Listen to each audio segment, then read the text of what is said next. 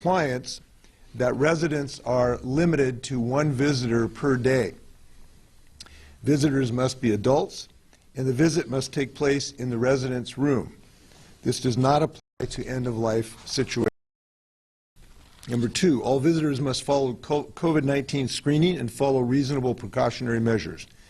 Precautionary measures might include, but are not limited to, wearing personal protective equipment, social distancing, or visiting in designated locations. Number 3, all visitors must sign into the visitor's log, and owners and operators must retain that log for 30 days. Number 4, employers or volunteers must be screened, that's not testing, but screened for COVID-19 symptoms at the start of each shift. Number 5, people living in nursing homes or assisted living facilities who are under a recommendation or order of isolation or quarantine from the Department of Health or local health department must be isolated in their rooms away from other people. Number 6, owners, operators, staff, and volunteers are prohibited from disclosing protected and confidential health information except as otherwise provided by law or with the consent of the resident. We are doing this to protect our patients, obviously, their families, and people who care for them. We also know that when cases develop at these long-term care facilities, families and public clearly have lots of questions and high concern for their loved ones. Sometimes the real need for that information can overwhelm the staff's capacity to answer legitimate and important questions in a timely fashion. So the Aging and Long-Term Support Administration under our DSHS will contract with a case management entity that would work directly with facilities to provide real-time information to family members who are authorized to receive it. The administration will also have a web page ready early next week that could provide us up-to-date information as possible regarding these facilities. I believe this is going to substantially avoid the situation that we had in Kirkland with many families having such high anxiety about their loved ones. I do want to share with you that last night I spoke to Seema Verma, who's director of our Medicare and Medicaid entities federally, and she told me basically top-line results of the survey that the federal regulatory agency, this is the group that looks at the quality of care in these facilities, and she will have to release the survey when they can, but I can tell you in listening to her and when those survey results go out, I believe families will be comforted and reassured about the medical care that their loved ones have. It was very pleased to hear what I heard from the people who've gone in and actually look at the quality care of the nursing home. I want to talk about our unemployment insurance benefits. We are looking for multiple ways to give families confidence that they're going to be able to get through the hardship this has imposed. Commissioner Susie Levine is joining me today to announce new rules to help alleviate the economic impact felt by businesses and workers. We appreciate the businesses have already stepped up to accommodate workers who may be impacted by COVID-19. But I've asked Susie and directed our agency to look at all the things we can do to widen the safety net for people who are in this situation of either having illnesses or having to be isolated. Whether it's businesses expanding their paid and telework options or support for state workers, unemployment insurance or paid family and medical leave, we can help provide individuals with additional security while they care for themselves and their families. And I'm very proud of our state that we have probably the best security system for families regarding paid family leave and paid medical leave in the nation. And this case certainly shows the wisdom of having been robust in those plans.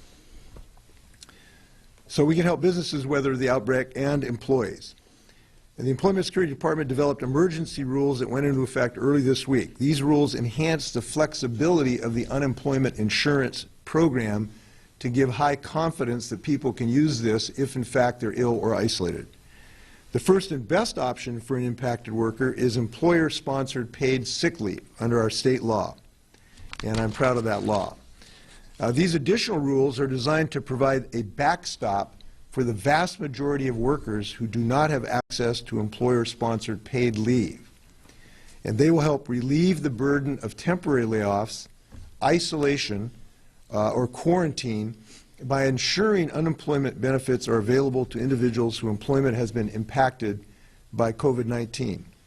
These new rules will ensure the following.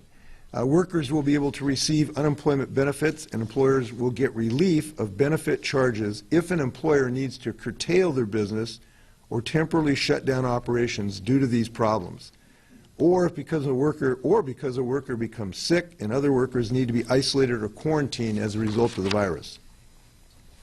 If a worker falls seriously ill and is forced to quit, they may qualify for the paid family medical leave while ill under the existing program. Once recovered and available for work, they may apply for unemployment benefits. Next, we are providing leniency to businesses and individuals affected by COVID in their timeliness for financial penalties for late payments and information that is due. We're also allowing businesses using standby to include their part-time and less than full-time workers.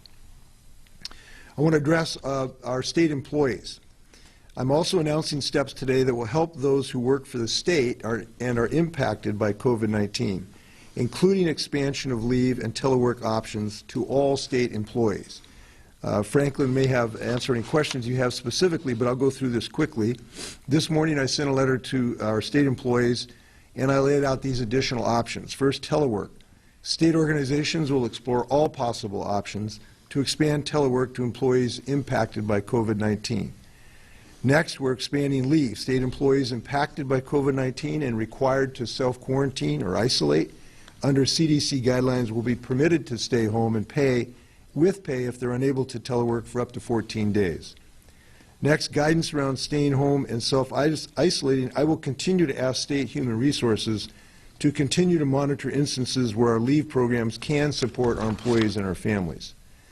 I'm grateful for the fast action of our state agencies in responding to my emergency order. Together, these policies will help protect older workers, adults with problems, their families, and caregivers, as well as workers and businesses. Now, I just want to make a general comment. The suite of these policies are really going to help people weather this economically. And we're pleased to be able to expand this economic security net. But we have to realize we have a long road ahead of us. And we're going to be asking Washingtonians to step up to the plate to help all of our communities. And some of these things are going to require disruptions in our common way of doing business. And I just wanted to share with you and the public some information why those disruptions may be necessary. The best assessment we have from our epidemiologists, and we have spent hours and hours looking at the science on this because we're a science-based state from around the world. I've spoken from everyone from Anthony Fauci, the director of the National Institute of Allergies, Trevor Bedford, our excellent researcher at Fred Hutch, Dr. Bruce Alward, who's a senior advisor at the World Health Organization, and Dr. David Navarro of the World Health Organization. We have searched the world for the best science on this. And I'm going to summarize what our state has been able to find. We have 162 presumed people whose test results have shown that they have the virus in Washington State. But unfortunately, since we haven't tested 7 million Washingtonians, we know that there are many, many other people today in Washington State who have the virus, who've not been diagnosed and may have no idea, may have no symptoms at this moment. And there is a range of that number, but the number I use is about 1,000, and it could be a lot more than that, frankly. Here's the problem and our mission. We need to look forward ahead of the curve in Washington State. If we're going to stop this epidemic or seriously slow it down, we need to look at what's coming in Washington State, not just as what is here today. Now, if we assume that there's 1,000 or more people who have the virus today, what the experts are telling us is that in an epidemic like this, looking at the characteristics of this virus, the number of people who are infected will double anywhere from in 5 to 8 days. So the number of people who are infected in an epidemic like this will double in the state of Washington unless we take some real action here. And if you do the math, it gets very disturbing. When something doubles every day, it gets to a very large number very quickly. So if there are 1,000 people infected today, in 7 or 8 weeks, there could be 64,000 people infected in the state of Washington if we don't somehow slow down this epidemic. And the next week it'd be 120,000, and the next week it'd be 250,000. So this demonstrates why we have to consider, all of us, in our family activity, our individual activity, our institutions, that we need to take action today looking forward, and that's what we are doing. So with that, happy to stand for your questions. Governor, many groups have followed the social distancing guidance and have canceled large events, but as you know, 30,000 Sounders fans were at a match in Seattle this Sunday. Other countries like Spain and Portugal are already moving to have soccer matches played in empty stadiums and broadcast. Referencing those numbers that you just cited about the doubling, shouldn't a policy like that also be considered at this time? We are considering policies in that regard, and we're doing what we should do in consideration. We're looking at the most recent epidemiological research available, and I mean recent. We just found a new study yesterday afternoon pertinent to this issue. We are talking to the communities and leaders and public health experts, so we are considering those measures. I would not be shocked if we have some more news on that in the next few days. Governor, on the, can you just clarify that for a nursing home resident, one of the provisions in your proclamation says a resident can choose to discharge from a facility at any time. Is that referring to a resident that is not diagnosed with COVID-19, or could a resident who's been diagnosed with the virus still discharge at any time? I'm Cheryl Strange, the Secretary for the Department of Social and Health Services. A resident can discharge at any time. There are a couple ways they can do that. They can receive a doctor's order to discharge. Some individuals may choose to discharge what we call against medical advice, in which they are going out against the doctor's desire. Again, our Home and Community Services division within DSHS has a transition team. We discharge patients and transition patients all the time. So they are free to do that, and we stand ready to support them with additional placement options. The challenge, of course, is finding additional placement options right now, but we are working on that. Apply immediately to the residents of Life Care in any nursing home in the state if they wish to remove their parent, if the parent wants to leave today as we speak. Could that be done? The answer's complex in the sense that we're in the middle of this incident and trying to manage it. There are a lot of guidelines. You know, as Governor said, we are following the science. We have the CDC. We have the Centers for Medicare and Medicaid issuing almost daily guidance. The Department of Health is issuing new guidance following the Governor's executive proclamation here. So at this point, we are on a case-by-case basis. There are overriding requirements with all these things. Let me add something to Jerry's question here for a minute.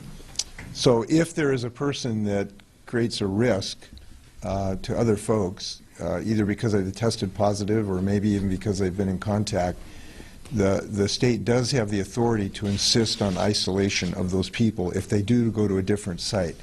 So far, we have not been required to make any orders. So far, virtually everyone who we've made requests has complied with that request. So I would anticipate that if there is someone, certainly if they're positive with COVID-19 in the facility and they'd like to go somewhere else, they're going to be advised to, wherever that is, to be a place where they can be isolated or quarantined. And you can anticipate that if they're not cooperative with that we do have the authority to require that. Like I said, Washingtonians have been extremely cooperative. Virtually everyone, almost everyone, has really complied with the request. So I'm not concerned about that. That's going to be taken care of. Governor, yeah. Given the numbers that you just laid out in terms of the potential spread here, how can you afford to wait one more day for mandatory policies around social distancing to try to not contain this anymore, but mitigate for it? Well, we're doing everything in real time as rapidly as possible to make good decisions.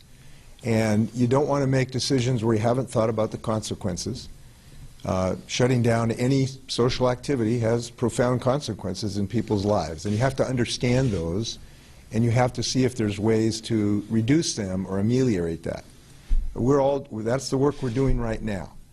And it is done with a sense of urgency that we feel, given these losses. We feel it so profoundly to lose 22 of our citizens. We know the stakes, but we need to understand the science fully, and we also need to have some communication with leaders in the community.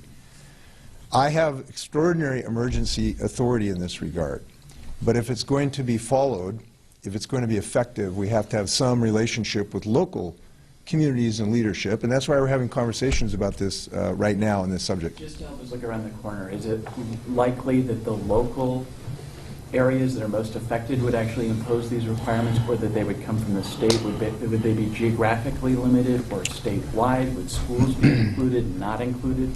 So, as I said, I will not be shocked if these questions are all answered in very short order, but we have not made final decisions, and it could consider all of the things you just listed. Those are the kind of things that we're thinking through right now. There are multiple legal jurisdictions that do have authority to impose restrictions. The governor being first, or the most geographically dispersed. Local health officials also have authorities. Cities even have some authorities. So there are multiple authorities that could act. Obviously, I think that using the governor's authority may be the best from a statewide perspective. And I can just assure you we're considering those things right now. Governor, you've used the number 64,000. There might be that many cases in 7 to 8 weeks.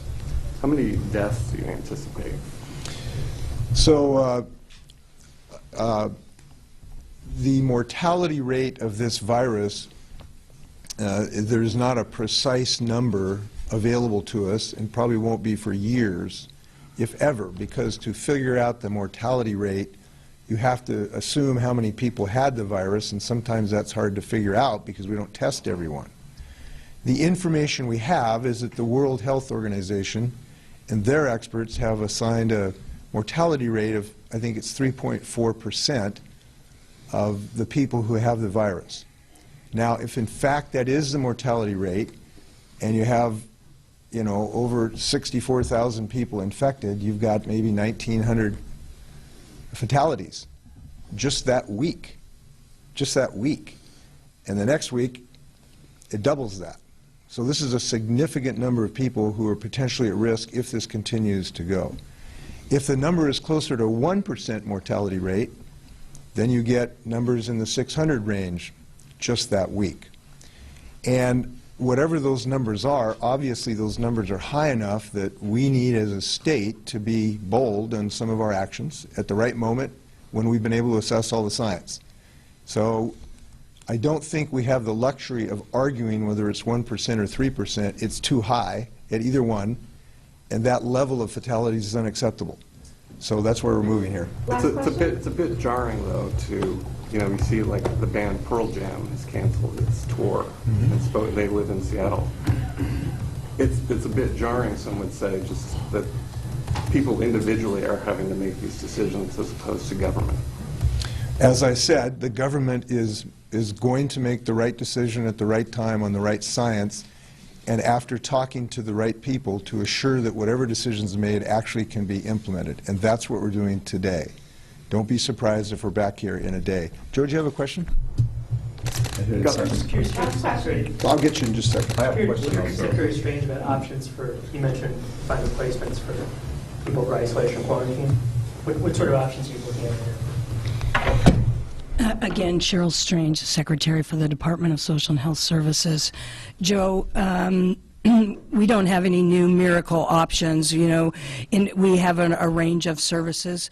We serve about 125,000 individuals in our long-term care program. About 55,000 of those are served in the facilities that the governor's talking about today, our nursing homes and our ALs, our assisted living facilities.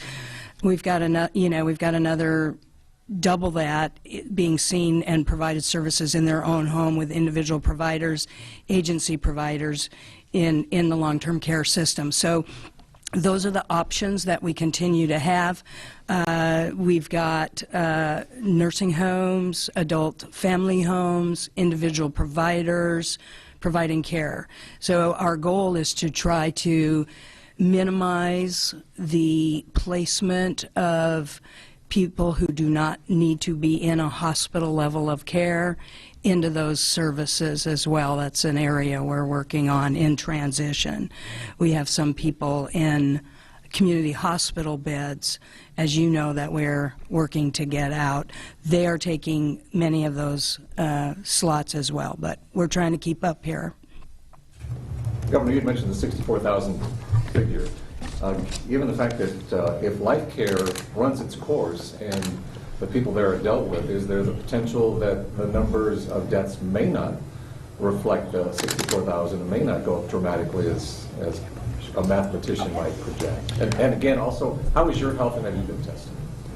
No, I haven't had the test. I feel great because I'm surrounded by a lot of people who are working hard on this, and I'm inspired by what I see around me. So I feel good about our working mission here. Look, all of the numbers that I've just shared with you are estimates, and there are wide ranges on the estimates. There's a wide range.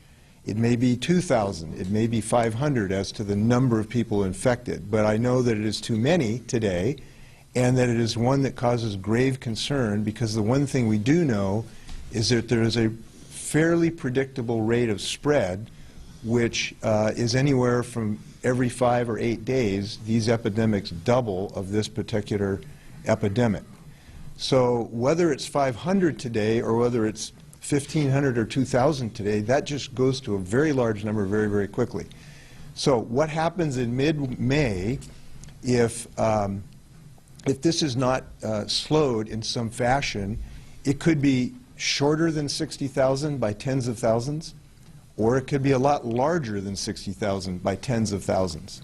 That's the closest range, kind of midpoint of what I have been able to ascertain talking to the epidemiologists.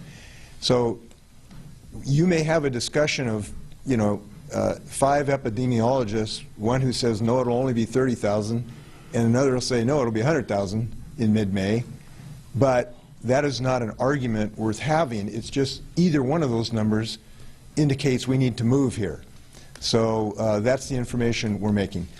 I'm going to take 2 more questions. Yeah. Governor, if you maybe one wish, more. If you had a wish list of things that could either be done, or federal government, or National Guard, and what would you ask for? What does the state need to potentially keep these numbers from growing as high as potentially they did? Well, what we need, and I'm sorry if you've heard this before, but what we need is the most important people in the state of Washington, frankly, are not governors or senators. They're every individual in their family.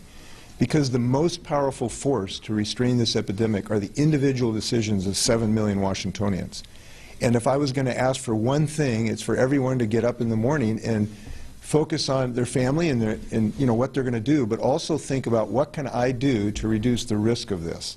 And those things are the single most powerful weapon we have against this epidemic.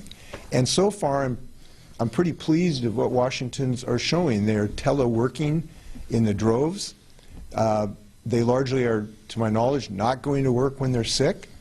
There's a lot of bumping of elbows going on instead of shaking of hands. Those are the big weapons against this epidemic. If I was going to pick a second thing, it would be a surge capacity for our medical system. If these numbers get anywhere close to what I've just talked about, we are going to have real challenges in our hospitals in being able to deal with very, very sick people. There are limitations on personnel that we're working through, and there's some concerns. We're trying to maximize the availability of ventilators, which is very important to people with severe respiratory problems. We have a plan where we have identified where those assets can be, but there's going to have to be some changes on how we run the system to maximize the efficiency of the assets, personnel and equipment that we do have. But I do believe we're well suited the state now, for some period of time, has had a working plan to find and to implement those medical facilities and personnel. So with that, I want to thank you all. Take care. The other speakers can stay for a few moments. If Yeah. there's any other Any questions? Needs to go talk to the business Thank you. community. Be well. If there's other questions for our other participants here. I do have a question about the long-term care facilities. When we're talking about the testing, I know at the Life Center in Kirkland, employees have not been tested yet, and the care center said it's because they requested the test, but they have not received them. Is that true? Has that not been a priority? Do we know when they're going to get those tests? Again, Cheryl Strange for the Secretary for the Department of Social and Health Services.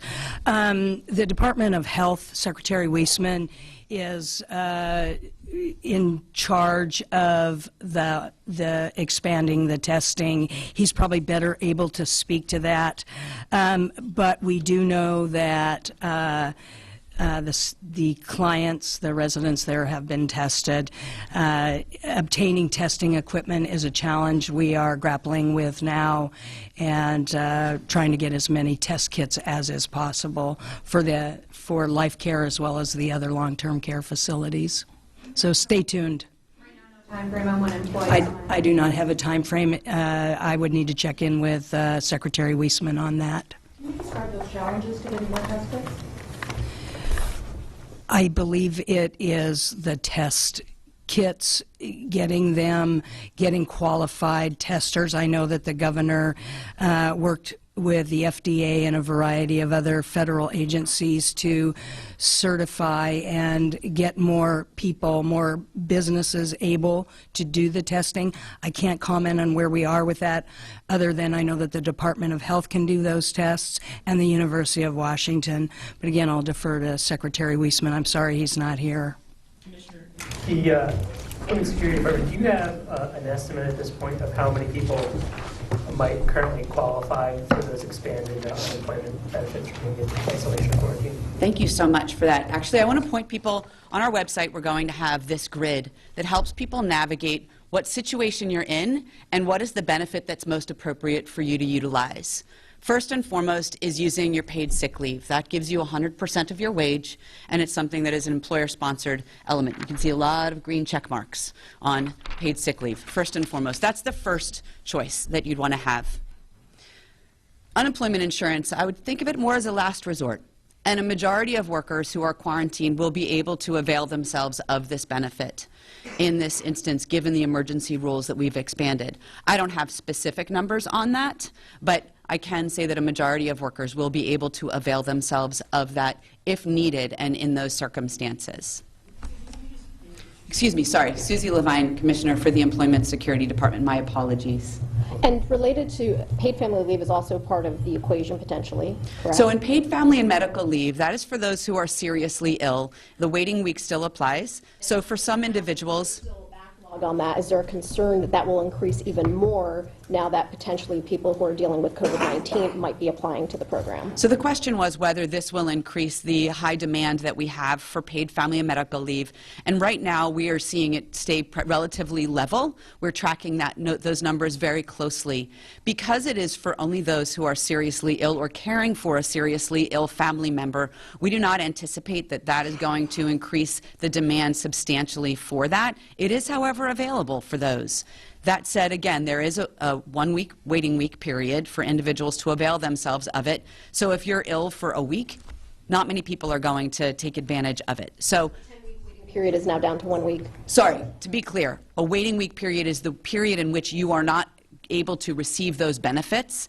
The 10-week period that we had announced a couple of weeks ago is the processing time for applications. Time. It is still relevant for those applications that are coming in. We're actually down to 9 weeks for those applications that are coming in starting last week. We are setting people's expectations that it could take up to 9 weeks for processing time for those. And our mitigation efforts on that front are taking hold. We've had dozens of new employees start and working on that effort to work that high demand, and they are having an effective approach to it, and we are reducing that on a regular basis in terms of the expected processing time. On the numbers, to clarify, You don't have any numbers yet of any individual workers in the state of Washington who are taking advantage as a result of this? So in terms... Second, I didn't think I see frankly, state workers as well. There was a mention of state workers impacted in self-isolation. Do we have any numbers on how many state workers have been diagnosed with the virus and are self-isolated? So I will refer that to Franklin in a moment. In terms of the numbers of people who might have filed for paid family and medical leave who are listing COVID-19, again, when an individual uses paid family and medical leave, they do have to have a medical certificate, or their family member does, for whom they are caring. And we are actually looking at that information now to determine whether we have received those or not, whether people have filed for paid family and medical leave and applied for it given COVID-19. We do not have that information currently. And in terms of unemployment insurance, just for your information, we are tracking those numbers on a daily basis to look at any increases in utilization of unemployment insurance, as well as employers using something called shared work that allows them to reduce their employee staff hours and have partial wage replacement for those reduced hours for their employees, or employers using what's called standby, which allows them to shut down or reduce their staff and allow them to keep those individuals attached without them having to search for a job. So I will now defer to Franklin for the second half of your question. Good morning. My name is Franklin Plaistow. I'm the Assistant Director for State Human Resources. To your question, we do not have a number right now of employees who are officially in self-quarantine or diagnosed COVID-19 positive. So we don't have those numbers right now. As we have this expansion of a situation where employees may be in a self-quarantine situation, again, our primary objective is there'll be a telework option, working very closely with our employees to see what they could do remotely while they're in a healthy state, able to work, but not able to be in the workplace due to some self-quarantine obligations under the CDC guidelines. So we may have a better sense of that as we go along, but right now they would be reflected in kind of our normal leave usage. Is there any state, do you know of any, you may not know the number, but has any state worker, to your knowledge, been diagnosed with the virus in any state agency? Not to my knowledge, but I want to just be very clear, that's to my knowledge right now. Any last question? Question for Ms. Levine. Someone was laid off last week, and they were hoping to get paid this week, and they go through the new channels here, existing channels. I guess what I'm getting at is how long can they expect to get that fund that they would have gotten from their employer? Is there a delay? You know, a realistic scenario, if someone is that one paycheck away from being homeless or something, will the state be able to fill that gap as quickly as the employer would have, or how long can people expect to have to wait for some of these benefits? So Susie Levine, the Commissioner for the Employment Security Department. This time I got it. So if somebody has gone on to unemployment insurance, they can file right away if they've been laid off and for cause, not for cause, that they have been laid off, and that process is still in place, and that's a 26-week period in which they can utilize that benefit, assuming eligibility. That has not changed at all in this process. With the expansion of the emergency rules, what it means is that more individuals are able to avail themselves of this benefit if needed.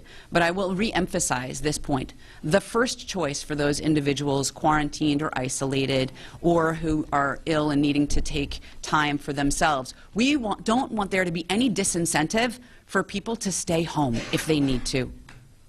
So the first choice is paid sick leave. What we are providing, because it is partial wage replacement, is a last resort. And it is a last resort available to a majority of employees across the state, and we've been able to expand it and add flexibility to our unemployment insurance system with these emergency rules. Does that answer your question? Thank you. Franklin, thank you so much. See you soon. Cheryl, great job. Yeah.